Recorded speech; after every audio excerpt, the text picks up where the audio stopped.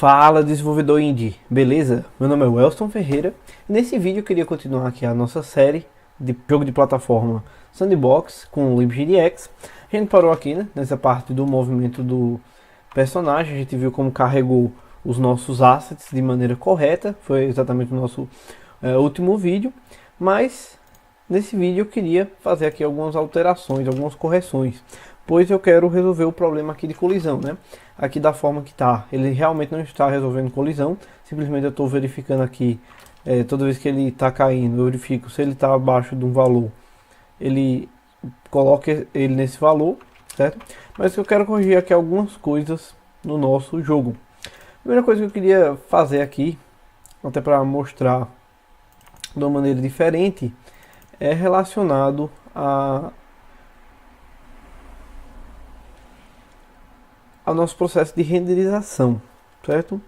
Então aqui dentro eu queria fazer uma coisa que eu já acabei fazendo, mas eu acabei removendo, pois eu acabei mudando a forma.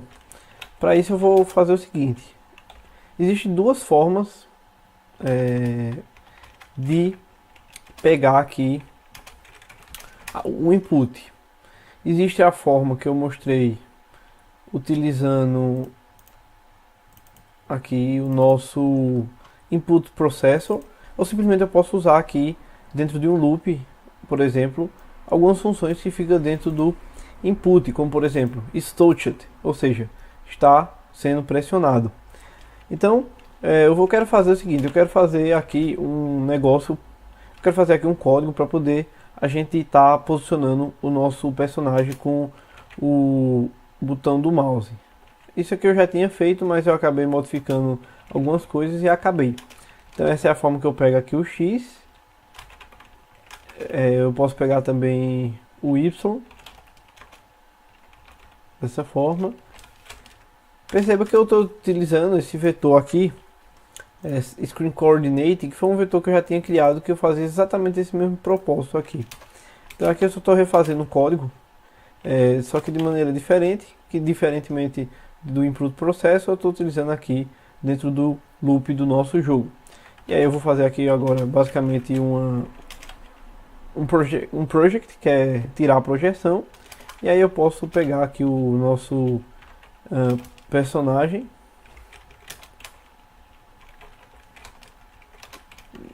que é basicamente aqui get entity, word get player, e aqui eu posso pegar o componente de transformação e setar a nossa posição para o nosso X e o Y. Além disso, é bom também, eu vou até duplicar aqui. Agora eu vou pegar o componente de rigid body e vou simplesmente setar a minha velocidade para 0. Posso fazer assim, posso pegar o vector 0, exatamente dessa forma. Então essa é a forma aqui de pegar a posição e movimentar o nosso personagem com o botão do mouse. Eu vou até fazer o seguinte aqui antes de rodar, eu vou marcar isso aqui como true, certo? Para ele renderizar baseado no centro. Que eu quero mostrar aqui uma coisa para vocês, que é o seguinte: o padrão aqui no nosso processo de renderização, deixa eu até abrir ele aqui, é aqui no Sprite Render, ele está renderizando e até a gente fez essa verificação aqui, né, para ver se a origem é center, se não ele define aqui a origem baseado no centro, mas perceba que ele não está renderizando baseado no centro. Isso acontece porque até apertei aqui B, né, para abrir, mas isso acontece porque é o seguinte: esse center que a gente define aqui do sprite, né, no caso a origem, ele na verdade não serve para a parte de renderização. Ele serve aqui para referência. Deixa eu abrir aqui. Esse aqui ele serve aqui para referência no processo tanto de rotação quanto de escala, certo? Então perceba que ele está rodando referente ao centro, mas, por exemplo, se eu botar aqui 90, ele está rodando relacionado ao centro, mas isso não acontece aqui em relação à nossa renderização. Então eu queria mudar isso aqui. Para isso eu vou mudar essa minha forma de renderizar. Para isso, em vez de eu chamar aqui o draw do sprite, que é esse daqui, eu simplesmente vou fazer o seguinte: vou apagar esse aqui, vou chamar o draw do batch, e aqui eu vou precisar passar vários parâmetros. Inclusive, vou até, antes disso, criar aqui dentro do meu sprite component dois métodos, que é o flipX, ou seja, é para dar uma opção de ele fazer flip, né, espelhar tanto em X quanto em Y. Então eu vou fazer aqui flip Y, então vai ter essas duas opções. E aqui é os parâmetros que eu vou precisar passar. Então é bastante parâmetros. Eu basicamente vou pegar essas informações dentro do meu sprite. Para isso eu vou até fazer o seguinte: eu vou pegar, criar uma variável aqui chamada sprite, que eu vou pegar justamente o sprite, que é meu componente, né, do sprite, e pegar o próprio sprite. E aqui eu vou até transferir isso aqui para ficar dessa forma. Set scale, vou definir assim. Beleza. E aqui eu vou pegar dessa forma. Então eu vou pegar a minha textura, é meu primeiro parâmetro. Segundo parâmetro é minha transformação. E aí eu vou pegar o meu X, né, do meu sprite, e vou subtrair da minha origem. Por que eu preciso fazer isso?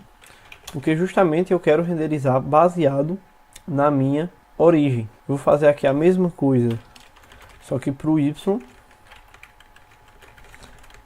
Beleza. Vou pegar assim, pegar o Y aqui. O próximo parâmetro eu preciso passar a origem, certo? Esse aqui é esse parâmetro que eu estou passando aqui é posição. Esse segundo é a origem. Só que lembrando que eu estou subtraindo a minha origem da posição.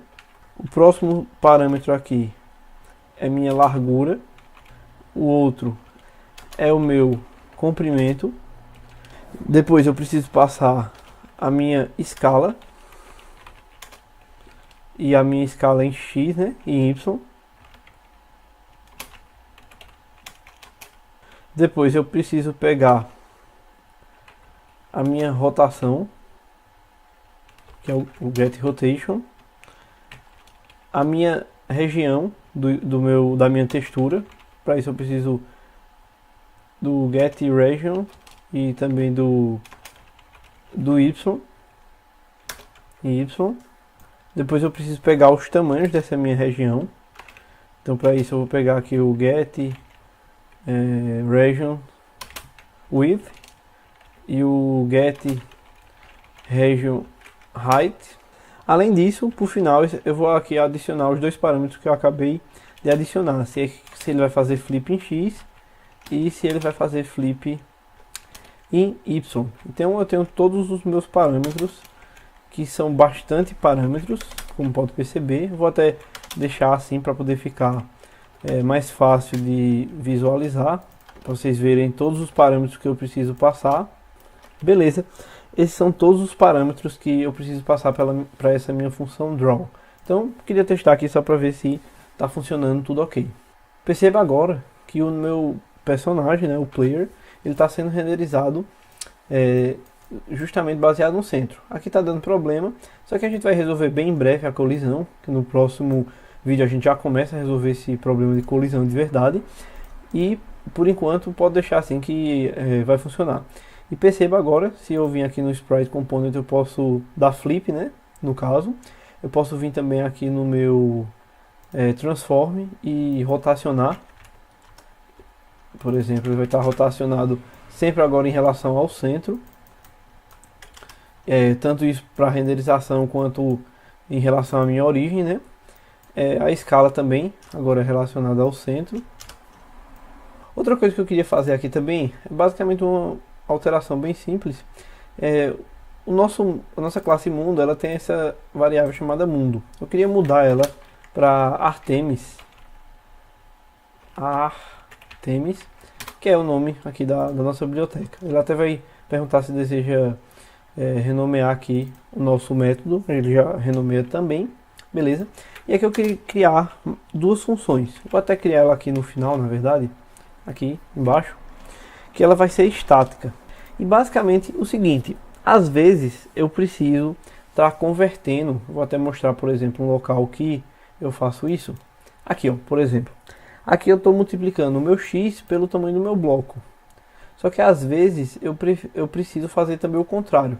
Isso é basicamente uma função que eu quero criar, que ela converte a minha coordenada do mundo no meu mapa, ou converte meu mapa numa coordenada do mundo.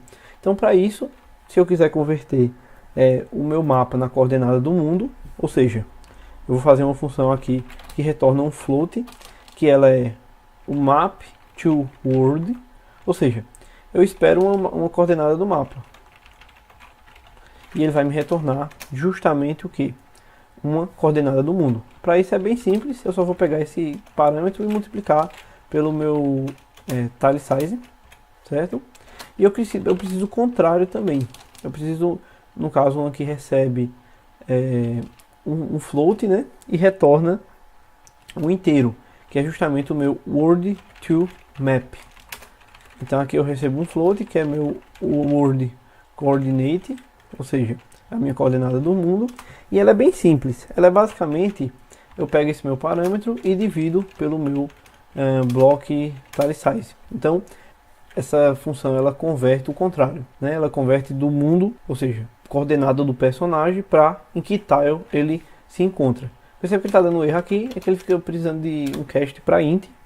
Beleza, eu posso fazer isso aqui, sem problema. Além disso aqui também, eu queria fazer outra função aqui, só para auxiliar no futuro aqui. Então eu vou passar aqui uma função que ela retorna se é válido, ou seja, se é uma coordenada válida.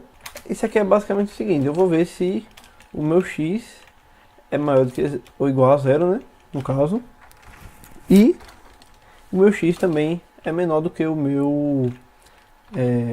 a minha quantidade de blocos na largura. Agora eu preciso ver para o meu y. Eu preciso ver se meu y é maior do que zero, maior ou igual a zero, né? E eu preciso ver também se meu y é menor do que a altura. Além disso, eu vou criar outra função auxiliar aqui. Perceba que essa função retorna o bloco pela minha camada, pela minha coordenada x e y. Só que essas coordenadas é do mundo. Mas eu posso querer o bloco também pelas minhas coordenadas, aliás, essas são as coordenadas do mapa, mas eu posso querer também, por exemplo, pelas coordenadas do mundo. Então, as funções aqui que eu vou estar criando dentro desse word, quando ele é em cima de um float, significa que é as minhas coordenadas do mundo. Se eu tiver em cima do inteiro, significa que é as coordenadas do meu mapa. Então, para isso, é bem simples, vou fazer a mesma coisa dessa daqui, certo?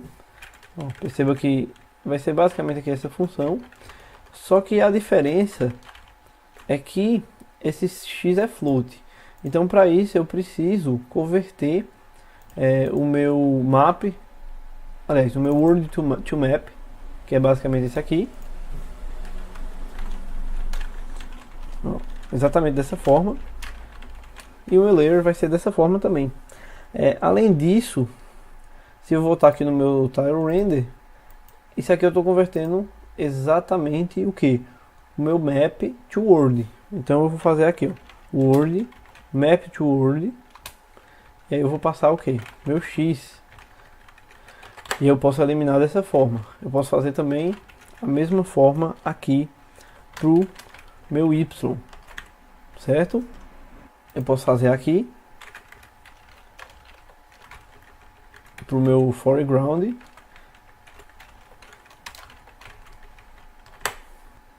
Beleza, aqui eu posso rodar só para testar. Então perceba que está renderizando da mesma forma, então ficou correto esse código. Outra coisa que eu queria fazer também aqui é alterar um pouquinho só a nossa função de geração de mapa. Eu vou fazer aqui uma instância do meu random só para a gente testar aqui algumas coisas. Ou seja, esse random ele sorteia um número aleatório, certo? E eu quero sortear esse número aleatório em certas condições. Que condição é? Ou seja, aqui ele renderiza o nosso Obsidian, Cobblestone e meu Dirt, né? Se tiver abaixo desses níveis. Só que no meu else eu quero fazer o seguinte: se o meu level, ou seja, se está renderizando, se é o meu background, eu simplesmente coloco aqui, no caso, o bloco de dirt. Vou até fazer o seguinte aqui, vou criar uma variável aqui chamada block, vou deixar ela assim, e vou fazer o seguinte: no final aqui eu coloco atribuo o valor dessa variável, beleza? Dessa forma, e aí eu vou tá armazenando aqui dentro desse bloco dessa forma. Vou até inicializar aqui ela como nulo, na verdade vai ser assim, pois essa classe aqui, na verdade, ela armazena o bloco e no meu mapa, né, eu não armazeno o bloco, eu armazeno o ID do bloco, como eu mostrei isso na primeira aula. Então, só continuando aqui, ó, como eu falei, o meu bloco vai ser o dirt, se ele tiver no background, e se for no foreground, o meu bloco vai ser o seguinte: eu vou usar um random, fazer o seguinte, eu vou gerar um número de 0 a 100, certo? Se for maior que 90, ou seja, 10% só, ou eu poderia fazer, por exemplo, menor do que 10, por exemplo, dessa forma, eu vou colocar o bloco de dirt, certo? Se não, eu vou colocar aqui o bloco de A. Então, coloquei errado, aqui também ficou aqui, beleza? Então eu vou renderizar aqui só para ver como é que vai ficar o resultado.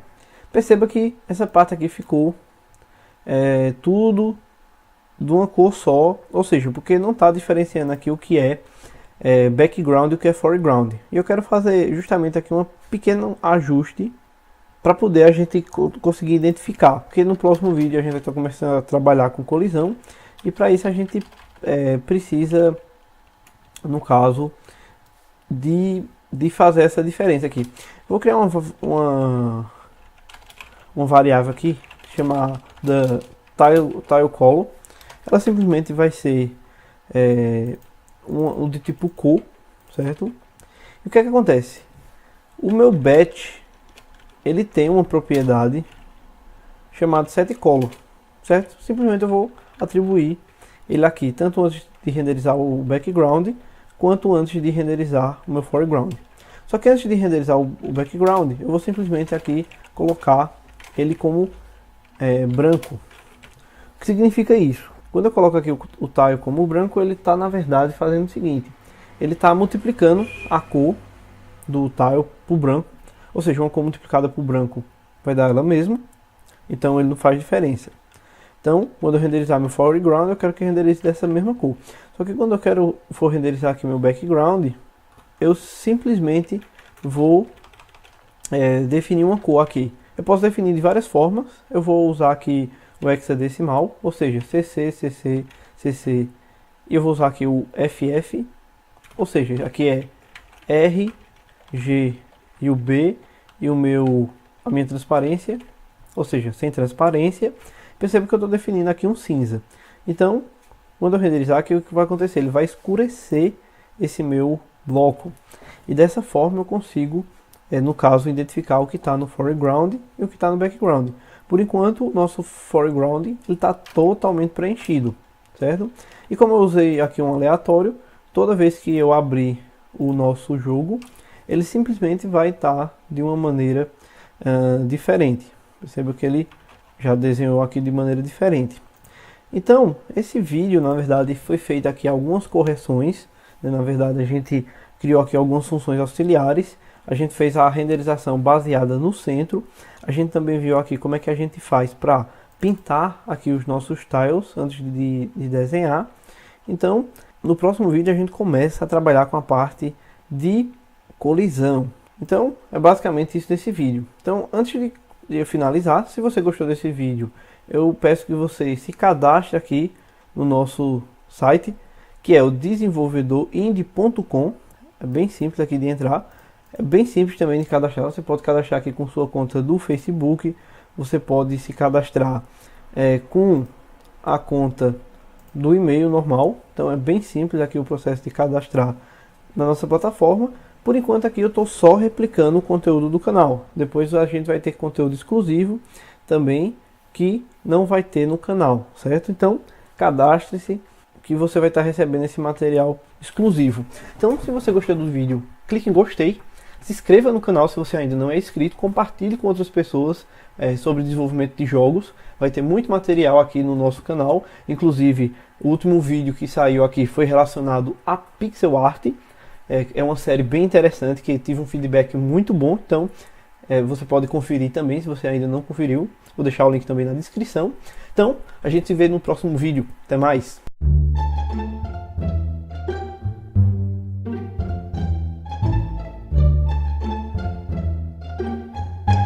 Thank you.